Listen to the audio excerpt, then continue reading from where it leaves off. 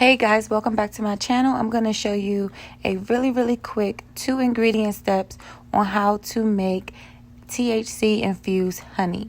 First, we're going to start off with melting some honey down like so.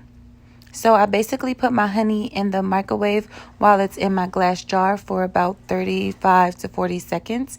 Then as you can see here, I'm adding the second and last ingredient, which is tincture. So I'm using my infused tincture that takes me about 8 hours to make, but I do use my magic butter machine to make my tincture. After that, I'm just going to whisk it in the honey, and the honey is kind of warm.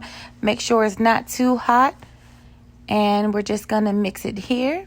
After you mix it, I like to pour it back in my glass jar, and as you can see, I'm showing you guys what type of honey I use as well. I use unfiltered sweet clover honey by Greenwise. I get it from the local Publix, and it works great because I can reuse this glass jar.